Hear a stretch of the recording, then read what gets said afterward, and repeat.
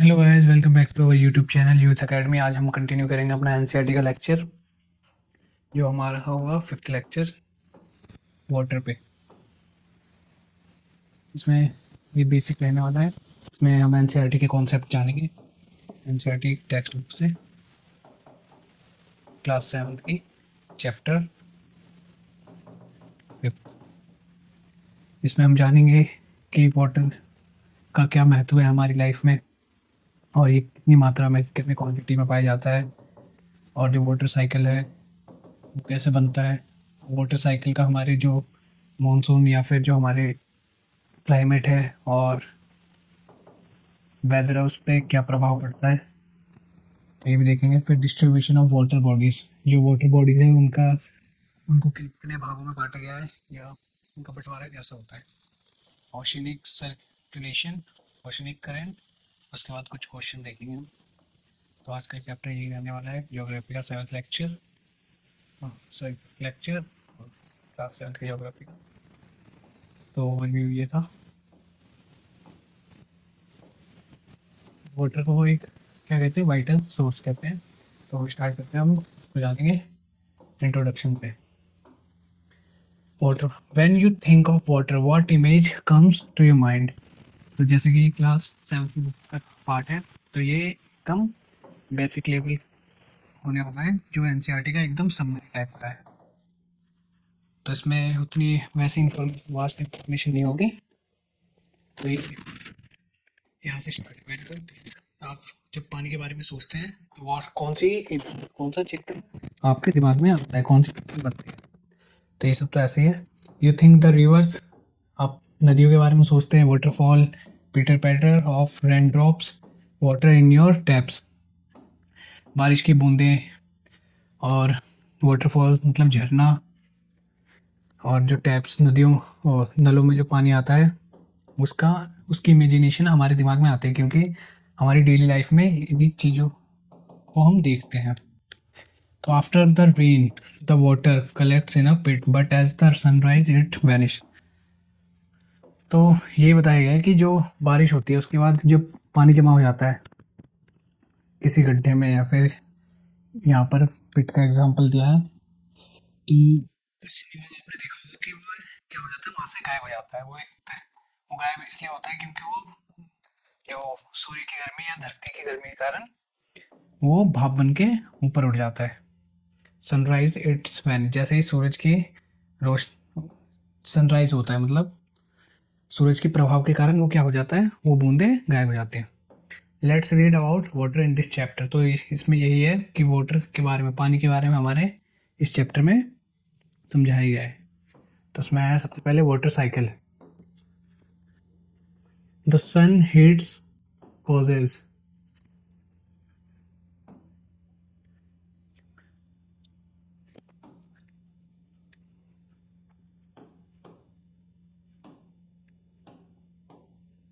So for the introduction देखते हैं। Water cycle, the sun's heat causes evaporation of water into vapour. Sun क्या करता है, जो भी पानी की जो बूंदे होती है, वाटर होता है पानी को, उसको भाप में बदल देता है। When the water vapour cools down it condense and, जैसे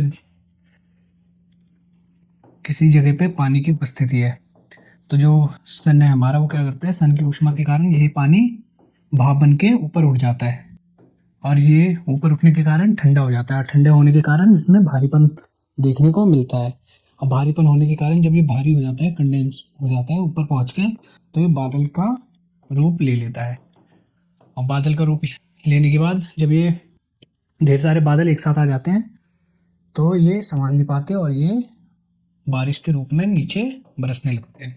तो ये बताया गया है यहाँ पे, द सनसेट कॉजेज एवोपरेशन, जो सूर्य की गर्मी है, ऊष्मा है, उसके कारण ही क्या होता है, एवोपरेशन, वाष्पीकरण होता है, of water into vapour. When the water vapour cools down it condense, जब वाटर वेपर वाष्प जो पानी भाप बन के ऊपर उठता है, और जब वो ठंडा होता है तो क्या हो जाता है, कंडेंस हो जाता है, भारी हो जाता है, और बादल का रूप ले लेता है। इसी, और वही जो भी बादल है वो पानी की बूंद के रूप में नीचे बरसता है। From there it may fall on the land and sea in the form of rain snow. तो ये जो बादल ऊपर बन के उठते हैं उसके बाद भारीपन से नीचे गिरते हैं, तो ये किन किन रूप में आते हैं? Rain, snow and slit. Rain तो जहाँ पर रीजन थोड़ा शुष्क रहता है, वहाँ जहाँ गर्मी का से जो भी कोई क्षेत्र है भारत का जहाँ पे समर का मौसम देखा जाता है या शुष्क मौसम होता है, तो वहाँ पर रेन के रूप में बरसता है। और स्नो जहाँ ज़्यादातर ठंडा मौसम पाया जाता है वहाँ पर ये स्नो के रूप में देखा जा सकता है। The process by which water continually change its form and circulate between ocean, atmosphere and land is known as water cycle। तो इसमें यही बताया गया है कि जैसे यहाँ पानी की उपस्थिति है, ये कोई तालाब है या पानी की उपस्थिति, सूर्य की ऊष्मा के कारण ये पानी भाप बन के ऊपर उठ गया। ऊपर उठने के बाद ये बादल का फॉर्म ऊपर उठा और फिर ठंडा हो गया और बादल का रूप ले लिया इसने। रूप लेने के बाद भारी हुआ, भारी होने के बाद दोबारा बरसा। तो ये सर्कल क्या चलता रहता है, इसी को ही हम क्या कहते हैं? वाटर साइकिल कहते हैं। इसको आगे इमेज में भी समझते हैं। तो ये बताया गया our earth is like a terrarium. Terrarium एक ग्लास होता है पोर्ट की तरह जिसमें कोई पेड़ पौधे रखते हैं, इसको एग्जाम्पल के तौर पर बताया गया है यहाँ पे। The same water that existed centuries ago still today. तो वही बताया कि जो सालों पहले बारिश के कारण पानी जमा हुआ था वो आज भी मौजूद है, वो कहीं गायब नहीं हुआ है। तो ये एक वाटर का एग्जाम्पल है। जैसे यहाँ से नदियों के से पानी क्या हुआ? एवोपरेट हुआ, वाष्पीकरण इसका हुआ, भाप बन के ऊपर हो गया, फिर ऊपर हुआ, ऊपर गया, फिर ये बादल बन गया यहाँ पे। और ऊपर जाके पहले क्या होती है, जो भी हवा होती है वो ठंडी होती है, तो ये ऊपर ठंडा हो गया। ठंडा होने के बाद जब ढेर सारे बादल एक साथ आ गए तो वो क्या हुआ? भारी हो गए। भारी होने के बाद ये उसी क्षेत्र में बरस गए। या फिर बादल अगर किसी एक क्षेत्र से दूसरे क्षेत्र में जाते हैं तो जिस क्षेत्र में बादल होंगे वहाँ पर क्या होगी? बारिश होगी, वहाँ पे इनको देखा जाएगा फिर। तो यही पानी ऊपर से आके नीचे बरसा और यही सर्कल चलता रहता है। फिर यही पानी क्या होगा? आगे जाके वाष्पीकरण हो जाएगा, भाप बन के ऊपर हो जाएंगे, फिर यही बादल बन के बरसेंगे। तो ये सर्कल ऐसे घूमता जा रहा है। इसी को हम क्या कहते हैं? वाटर सर्कल कहते हैं। और देखते हैं the major source of fresh water are the rivers, ponds. तो जैसे हमें पता है कि हमारे पृथ्वी पर कितने लगभग 71% वाटर है, बट इसमें से कितने 99% वाटर है वो पीने योग्य नहीं है, पीने के लायक नहीं है। वो क्या है? खारा पानी है। सिर्फ 1% ही हमारे पीने योग्य है। इसलिए हम कहते हैं कि हमें वाटर को सेव करना चाहिए। तो यही बताया गया कि the major source of fresh water है, फ्रेश वाटर की बात की गई है, जो एकदम हेल्दी वाटर है, ताज़ा पानी है जिसको हम यूज़ कर सकते हैं पीने के रूप में। उसके बारे में बताया गया है। वो कहाँ पर पाए जाते हैं? Ponds, springs and glaciers. Glacier मतलब कोई भी पानी का रूप जो ठोस अवस्था में हो, जैसे आइस। जैसे नॉर्थ पोल में हमने पिछली क्लास में भी देखा कि पूरा फ्रिजिड जोन है वहाँ पर, तो उसी को क्या कहते हैं? Glacier. The ocean bodies and the seas, तालाब, नहर, इन सब में हम फ्रेश वाटर को देख सकते हैं। और and the seas contain salty. और आपको पता है जैसे कोई भी कंट्री है उसके जो पास वाली वाटर बॉडी होती है उसको क्या कहते हैं? हम सी कहते हैं। और ये सी कैसा होता है? ये पीने योग्य नहीं होता, फ्रेश वाटर नहीं होता, ये क्या होता है? सोल्टी होता है, खारा पानी होता है। तो ये हमारे लिए पीने योग्य नहीं है। कौन? जो समुद्र में पानी पाए जाते हैं। Water of the ocean is salty. और जो उस समुद्र में या सागर में जो भी पानी पाया जाता है वो क्या होता है? सॉल्टी होता है, नमकीन होता है। As it contains large amount of dissolve salt. Most of the salt is sodium chloride और the common table salt that you eat. तो ये इनमें कौन सा सॉल्ट पाया जाता है जो हम खाते हैं? कौन सा सॉल्ट खाते हैं हम? Sodium chloride. ये भी इंपॉर्टेंट है कि कौन सा सॉल्ट, इसका केमिकल नेम है सोडियम क्लोराइड, तो याद रखने की आवश्यकता है। अब नेक्स्ट देखते हैं डिस्ट्रीब्यूशन ऑफ वाटर बॉडीज। जो वाटर बॉडीज है उनको उनका डिस्ट्रीब्यूशन कैसे किया गया है और किन भागों में बांटा गया है।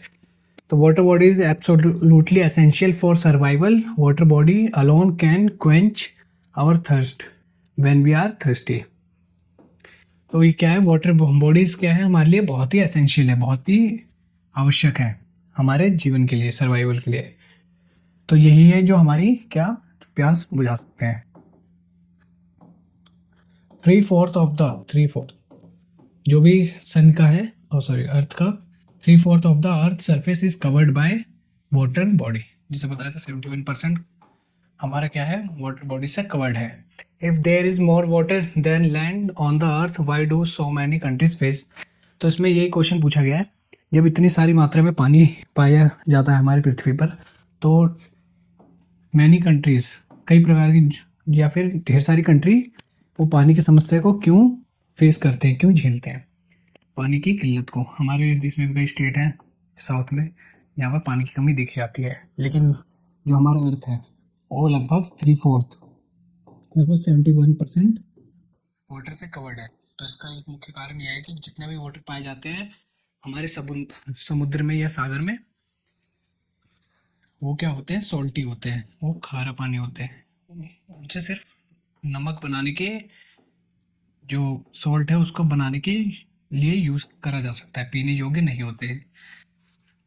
99% जो वाटर है वो क्या है, खारा है, सॉल्टी है, जिसके कारण वो यूजेबल नहीं है हमारे पीने के लिए। इसलिए पानी की किल्लत इतनी सारी कंट्री में देखी जाती है। स्कैरसिटी इम्पोर्टेंट वर्ड है, स्कैरसिटी, किसी चीज़ की कमी होना। अब देखते हैं, is all the water on the earth available. तो ये बताया गया कि जो भी अर्थ पे पानी पाया जाता है क्या हमारे लिए अवेलेबल है, हमारे लिए मौजूद है। तो ऐसा नहीं है। 99% पानी कैसा है, सॉल्टी है, नमकीन है हमारा। सिर्फ 1% पानी क्या है, पीने योग्य है, जो कि कहाँ पाया जाता है, तालाब में, हमारे पॉन्ड, स्प्रिंग, नदियों में, रिवर्स। तो ये बताएगा, let's see how much water is available for us. तो ये बताइए कि आगे देखते हैं कि कितना पानी हमारे लिए मौजूद है। Following table gives the distribution of percentage. हम डिस्ट्रीब्यूशन देख लेते हैं परसेंटेज में। सबसे ज़्यादा पानी कहाँ, ओशन में पाया जाता है, 97.3%। वो क्या है, सैलाइन वाटर, नमकीन पानी है, ये पीने योग्य बिल्कुल नहीं है। फिर आइस कैप में, आइस कैप मतलब जैसे कोई बर्फ, ये कोई चट्टान है, उसके ऊपर कोई बर्फ की परत जम गई है, उसी के रूप में 2% देखा जाता है। ग्राउंड वाटर, जमीन के अंदर जो पानी होता है इतने मात्रा में पाया जाता है, 0.68% परसेंटेज में है साबित।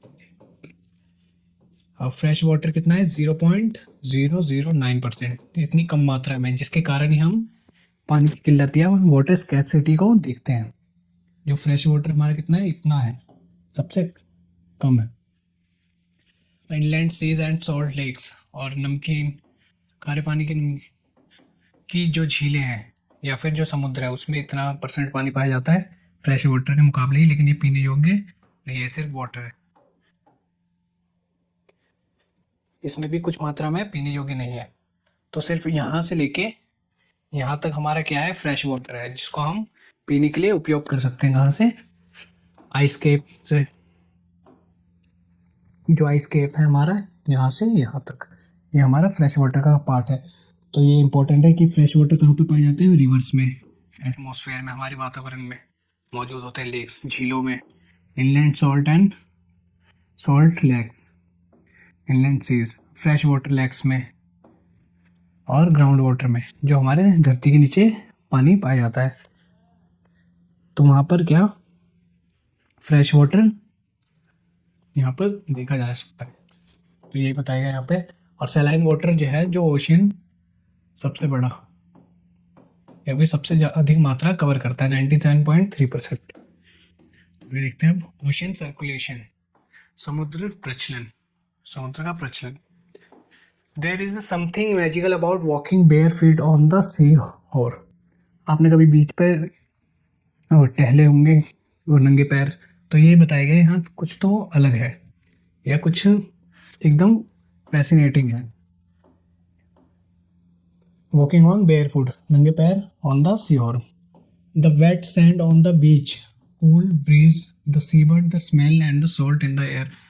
तो आपने जो एनवायरनमेंट वातावरण देखा होगा समुद्र के किनारे का, वो एकदम क्या है, अलग है, एकदम मनमोहक है। क्योंकि जो समुद्र के किनारे का तट होता है वो ठंडा होता है, वहाँ पे ठंडी ठंडी हवा चल रही होती है। तो यही सब बताया गया है। और पानी की सिर्फ लहरें या फिर उनकी लहरें की साउंड सुनाई देती है।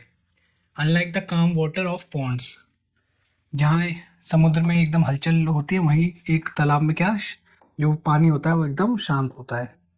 ये बताया गया है यहाँ पे। ओशन वाटर केप्स मूविंग, जो ओशन वाटर होता है वो क्या होता है, वो मूव करते रहते हैं, उनमें हलचल हमेशा चल देखी जा सकती है। जो वेव होते हैं वो बीच पर आते हैं, फिर लौटते हैं, फिर आते हैं, फिर ऐसे ही बताया गया है। It is never still, the movement that occur in ocean can be broadly characterize as waves. जो मूवमेंट होता है उसको क्या वेव्स के नाम दिया गया है वहाँ पर। और टाइड्स और करंट्स, इन तीनों का अर्थ अभी देखेंगे हम। तो मूवमेंट को ही हम क्या कहते हैं, वेव, टाइड्स, करंट, इन सबको किसके मूवमेंट के रूप में देख रहे हैं हम, ओशियन के मूवमेंट के, समुद्र के मूवमेंट के। When the water on the surface of the ocean rises and falls alternately they are called waves. तो यहाँ क्या बताया गया, when the water on the surface of the ocean rises, जैसे सतह है ये समुद्र की, और ये क्या हो रहा है, ऊपर उठ रहा है, फिर नीचे जा रहा है, फिर ऊपर उठ रहा है, इसी को हमने क्या नाम दिया, वेव का नाम दिया। During a storm the winds blowing up very high speed from huge waves this many ट्रेमेंडस destructions. तो ये कभी कभी घातक भी हो जाते हैं। जैसे तूफान आता है कोई, तो जो तूफान आता है उसकी जो स्पीड होती है वो अधिक होती है, जिसके कारण वो पानी को ऊपर उठा देता है। तो आपने देखा होगा कि इतनी बड़ी बड़ी वेव्स भी बनते हुए, जो एक डिस्ट्रक्शन, तबाही का रूप या तबाही के रूप में देखा जा सकता है इसको। तो ये हमारे लिए लाभदायक नहीं होता। तो an earthquake, a volcanic eruption or underwater landslide can shift a large amount of ocean water. As a result, a huge tidal wave called tsunami that may be as a high 50 meter is formed. तो ये बताया गया earthquake या फिर earthquake की वजह से, volcanic eruption की वजह से, या अंडर वाटर लैंडस्लाइड, जैसे ये वाटर बॉडीज है, इन दोनों के बीच में फॉल्ट क्रिएट हुआ और ये क्या हुआ, ये वाली प्लेट नीचे चली गई, ये इसके नीचे चली गई ऐसे, इस प्लेट की, जिसके कारण यहाँ से ये ऊपर उठ जाते हैं, जो भी वेव्स यहाँ पे बन रही होती है, और ये सुनामी का रूप ले लेती है। तो 50 मीटर जितनी हो सकती है ये tsunami, 15 metre. The largest tsunami ever measured was 150 metre. जो सबसे बड़ी सुनामी देखी गई वो कितनी किलोमीटर मीटर तक है, 150 मीटर तक ऊंचाई में देखी गई है। The tsunami of 2004 caused wide spread damage in the coastal area of India. 2004 में एक सुनामी आई थी जिसने इंडिया के तटीय क्षेत्र को नुकसान पहुंचाया था। The Indira point in the Andaman and Nicobar got submerge after the tsunami. और जो इंदिरा पॉइंट है, इंडिया का दक्षिणतम बिंदु, सदर्न पॉइंट जिसे कहते थे, वो इस सुनामी में क्या हुआ, डूब गया। वो कहाँ पर है, इंदिरा पॉइंट, अंडमान एंड निकोबार द्वीप में, आइलैंड में। और ये क्या हुआ, 2004 में आई सुनामी के कारण डूब गया वहाँ। तो आई होप यहाँ तक समझ में आया हो। तो ये सुनामी की पिक्चर, वेव्स होती है छोटी मात्रा में, उनकी ऊंचाई छोटी होती है, और सुनामी होती है वो एक अधिक ऊंचाई पर होती है। अब टाइड्स देख लेते हैं, ज्वार भाटा। The rhythm rises and falls ocean water twice in a day called the tide. जैसे समुद्र है, इसमें दिन में जो भी वेव होती है एक बार ऊपर की ओर उठती है, उसी को उठने को ही हम क्या कहते हैं, पहले उठेगी फिर ऊपर उठेगी तो नीचे भी आएगी गुरुत्वाकर्षण के कारण, इसी के ऊपर उठने को और नीचे गिरने को क्या कहते हैं, टाइड्स, ज्वार कहते हैं। The rhythm rise and fall of ocean water. समुद्र का पानी जब ऊपर उठता है फिर नीचे जाता है, उसी के रिदम को, रिदम मतलब एक अंतराल में होना, एक के बाद होना। ट्वाइस इन अ डे, 2 बार दिन में ये होता है, इसी को हम कहते हैं ज्वार। It is high tide when the water covers much of the shore by rising to its highest level. It is low tide when the water fall to its lower तो ये बताया गया है कि अगर जो टाइड है, ज्वार है, वो या फिर जो पानी की मात्रा है वो अधिक ऊपर उठेगी तो वो हाई टाइड कहलाएगा, और उसकी जो हाइट है वो ज़्यादा ऊपर नहीं है तो वो क्या कहलाएगा, लो टाइड कहलाएगा। तो ये बताया गया यहाँ पे, the strong gravitational pull exerted by the sun and the moon on the earth surface cause the tide. तो टाइड होते क्यों है? ये होते हैं गुरुत्वाकर्षण बल के कारण। किसके? सूर्य के और चंद्रमा के द्वारा लगाए गए गुरुत्वाकर्षण बल के कारण। इसी के कारण जो वाटर है वो ऊपर उठते हैं पृथ्वी पर।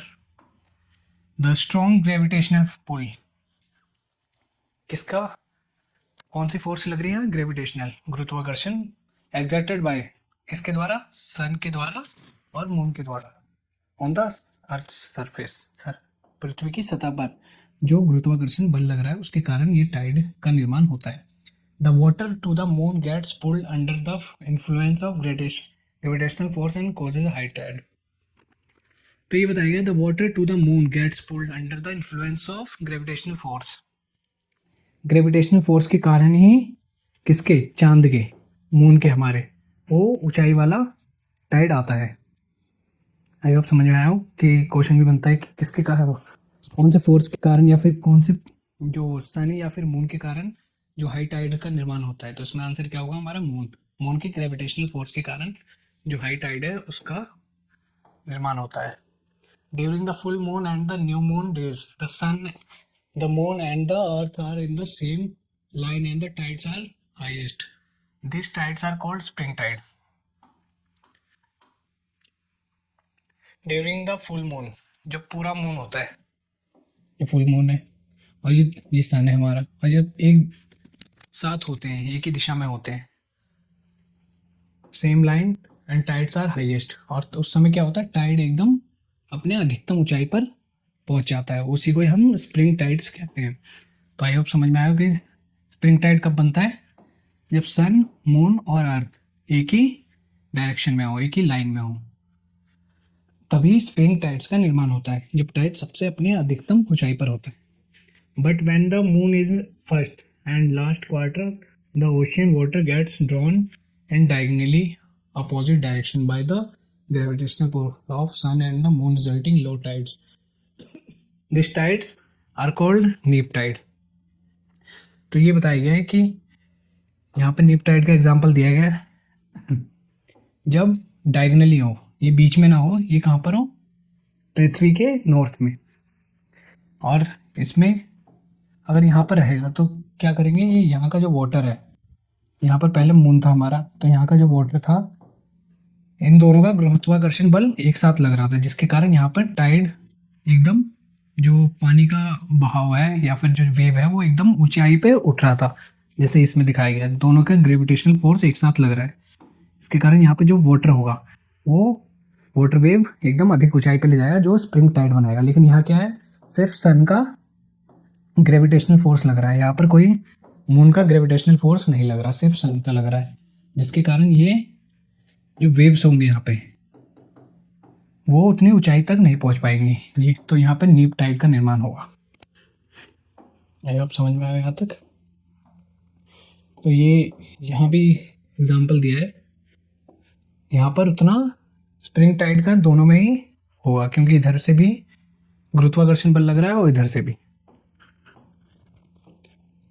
तो दोनों जो भी पिक्चर है, अगर मून इस साइड हुआ और सन इस साइड और पृथ्वी बीच में, तब भी हम स्प्रिंग टाइड का रूप देख सकते हैं। High tides help in navigation, they reach the water level close to the source, this help the ships to arrive at the harbour more easily.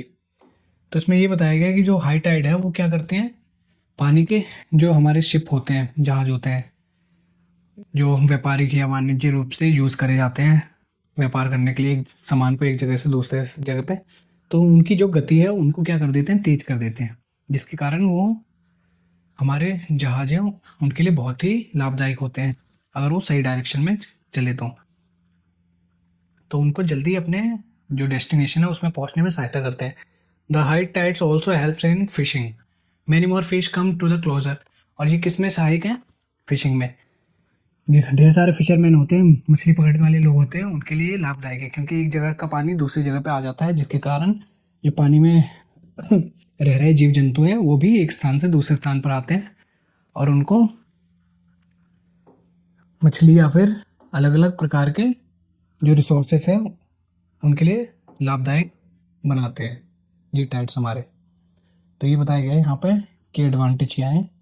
पहला है हमारे शिप्स के लिए, दूसरा है हमारे फिशरमैन के लिए, they this enable fisherman to get a plentiful catch, वही मछली पकड़ने के लिए मेन। The rise and the fall of water due to the tides is being used generated electricity in some place. और ये किसके कारण भी होता है टाइड, जहाँ पर कारण सॉरी जो टाइड होता है उसका जो बिजली बनाते हैं हम इलेक्ट्रिसिटी निर्माण में यूज होता है, electricity in some place, electricity बनाने में भी इसका उपयोग किया जाता है इस टाइप का। Oceanic current, oceanic current are streams of water flowing constantly on the surface in different direction. जैसे ओशनिक करंट एक ही दिशा में, जैसे यहाँ पे एग्जांपल दिया गया है जैसे साउथ अटलांटिक करंट है, एक उनकी एक निश्चित दिशा होती है, उसमें ही वो उनका बहाव या फिर जो हवा कहते हैं हम समुद्री हवा, वो एक स्पेसिफिक सीजन में और उनका बहाव एक निश्चित दिशा में होता है, उसी को हम क्या कहते हैं ओशनिक करंट कहते हैं।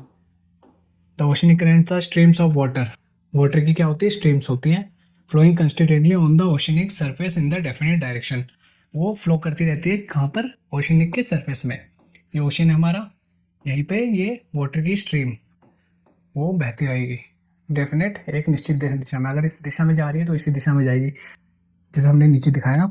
द ओशनिक करंट में बी वार्म और कोल्ड, ओशनिक करंट्स गर्म भी हो सकती है ठंडी भी हो सकती है उनके एटमॉस्फेयर या क्लाइमेट के अनुसार। Generally the warm oceanic currents originated near the earth equator and move towards the pole. तो जैसे पता है कि हमारे इक्वेटर पे सबसे ज़्यादा क्या होती है गर्मी होती है, क्योंकि जो सन की रेज है वो डायरेक्ट यहाँ पर पड़ती है, तो सबसे ज़्यादा वार्म वाटर समुद्री का कहाँ पर, यहाँ पर देखा जा सकता है इक्वेटर के पास। जो भी हवा है जो भी पानी है या फिर जो स्ट्रीम है वाटर स्ट्रीम, वो गर्म से ठंडी की ओर उनका बहाव होता है, जिसके कारण हम यहाँ पर एक लॉजिक से भी देख सकते हैं जो वार्म वाटर होगा वो किसकी तरफ जाएगा, कोल्ड वाटर, कोल्ड वाटर कहाँ मिलेगा नॉर्थ पोल या साउथ पोल में, तो ये पोल की तरफ बहाव करती है अपना। तो the cold currents carry water from polar to higher latitude to the tropical और लोअर लैटिट्यूड। और जैसे यहाँ पर नॉर्दर्न पार्ट और सदर्न पार्ट में क्या है कोल्ड वाटर पाया जाता है, कोल्ड ओशनिक करंट पाया जाता है, तो ये इसका बहाव किस साइड होगा ट्रॉपिकल रीजन की तरफ, इक्वेटर की तरफ। आई होप समझ में आया हो। जो कोल्ड वाटर करंट है वो वार्म वाटर की तरफ उनका बहाव होगा और जो वार्म वाटर है उनका कोल्ड की तरफ, ये बताया गया है यहाँ पे। The cold current carry water from polar और हायर लैटिट्यूड, देख लिया हमने। The Labrador the Labrador ocean current is cold current while the gulf stream is a warm current. तो इसमें दो एग्जांपल दिए गए हैं, कौन से, लेब्राडोर ओशनिक करंट, ये किसका है warm sorry cold water current का एग्जांपल है ये, कौन सा लेब्राडोर ओशनिक करंट। लेब्राडोर क्या है कोल्ड है, कोल्ड करंट है, और जो गल्फ स्ट्रीम है, गल्फ स्ट्रीम है वो क्या है वार्म करंट, गर्म धारा है उसको क्या कहते हैं गल्फ स्ट्रीम। इसके एग्जांपल के तौर पर देख सकते हैं, तो यहाँ पे क्या है लेब्राडोर क्या है कोल्ड शीत धारा, या फिर गल्फ स्ट्रीम है वो हमारा गर्म वार्म वाटर करंट के रूप में देख सकते हैं। The oceanic current influence the temperature condition of the area, जो ओशनिक करंट होता है वो क्या करता है प्रभाव डालता है किस पे टेम्परेचर पे किसी भी क्षेत्र के। जैसे यहाँ पर समुद्र है, इसका पानी क्या है गर्म है, तो इसके आसपास का क्षेत्र भी क्या हो जाएगा शुष्क हो जाएगा, गर्म हो जाएगा। वहीं ये समुद्र है, यहाँ का पानी क्या है, ठंडा है, जैसे लेब्राडोर करंट का था। तो इसके आसपास का क्षेत्र में कैसी हवा जाएगी, ठंडी हवा जाएगी, जिसके कारण वहाँ का जो वातावरण होगा वो एकदम अच्छा होगा, ठंडक होगा वहाँ पर। Sea around Japan and the eastern coast of northern America are example. The warm currents being about a warm temperature over land surface, ये बताया गया यहाँ पे। The areas where the warm and the cold currents meet provide the best fishing grounds of the world। तो ये बताया गया यहाँ पे, जो वार्म और कोल्ड करंट जहाँ पे मिलते हैं वो क्या प्रोवाइड करते हैं, मछली पकड़ने के लिए सबसे best area, best fishing ground of the world.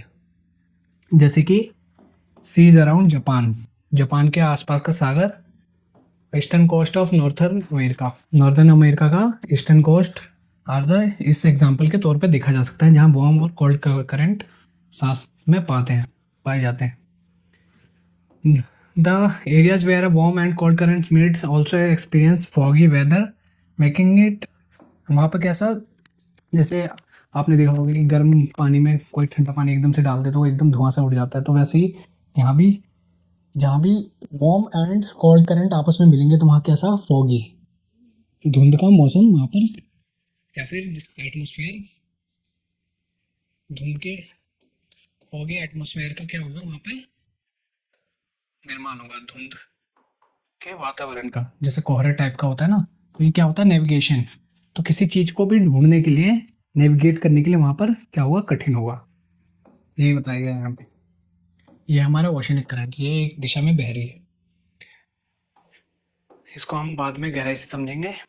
ये सिर्फ बेसिक एनसीईआरटी, सेवन्थ के एनसीईआरटी के लिए, चैप्टर 5 के लिए बेसिक सी नॉलेज थी जो एनसीईआरटी की बुक में प्रोवाइड की गई थी, उसी को हमने एक समरी के रूप में यहाँ बताया है। ये क्वेश्चन से कुछ, अगर you can answer all this question, अगर कोई क्वेरी या कोई डाउट होता है या समझ नहीं आता तो you can raise in comment section, हम इसका आंसर फिर अगले लेक्चर में या फिर कमेंट सेक्शन में ही दे देंगे। तो आज के लिए इतना ही, मिलते हैं नेक्स्ट क्लास में। Thank you. आप क्वेश्चन देख लीजिए बस।